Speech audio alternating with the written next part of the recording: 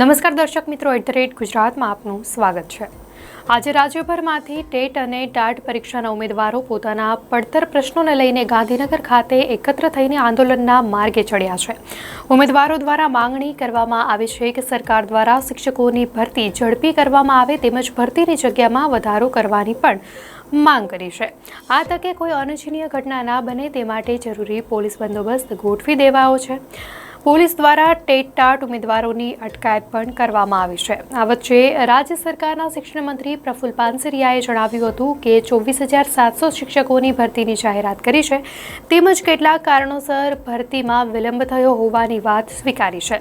તેમજ પ્રફુલ્લ પાનસરિયાએ કહ્યું આચારસંહિતાને કારણે પણ મોડું થયું હોઈ શકે છે। રાજ્ય સરકાર દ્વારા અગાઉ 24,700 શિક્ષકોની ભરતીની જાહેરાત કરાઈ હતી। જોકે આ જાહેરાત કર્યા બાદ વિવિધ કારણોસર ભરતી પ્રક્રિયામાં વિલંબ થતો હતો, જેને પગલે આજે રાજ્યભરમાંથી ટેટ અને ટાટ પરીક્ષાના ઉમેદવારો ગાંધીનગર ખાતે એકઠા થયા છે અને શિક્ષકોની ભરતીની પ્રક્રિયા ઝડપી અને ક્રમિક બનાવવાની માંગ બુલંદ કરી રહ્યા છે। આ સાથે જ ભરતીમાં જગ્યાઓ વધારો કરવામાં આવે તેવી પણ માંગણી કરી છે।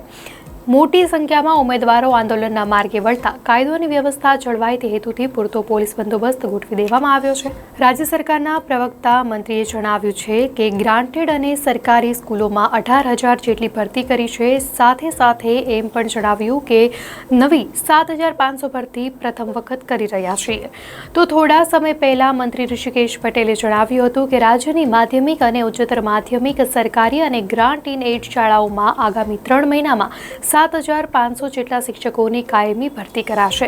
રાજ્યની ગ્રાન્ટ ઇન એડ શાળાઓમાં ટાટ સેકન્ડરી અને ટાટ હાયર સેકન્ડરી પાસ ઉમેદવારોની યોગ્યતાના આધારે કસોટી પ્રમાણે કાયમી ભરતી કરવામાં આવશે। તેમણે વધુમાં કહ્યું કે ટેટ 1 અને ટેટ 2 ઉમેદવારોની પણ ભરતી પ્રક્રિયા ટૂંક સમયમાં હાથ ધરાશે। ત્યારે સરકારે ફરી ઉમેદવારોને આશ્વાસન આપી આંદોલન પર ઠંડુ પાણી રેડી દેવાનો પ્રયાસ કર્યો હોય તેવું લાગી રહ્યું છે। જો કે શિક્ષણ મંત્રીની આ જાહેરાત બાદ ઉમેદવારોનો રોષ ટાઢો પડે છે કે નહીં તે જોવું રહ્યું।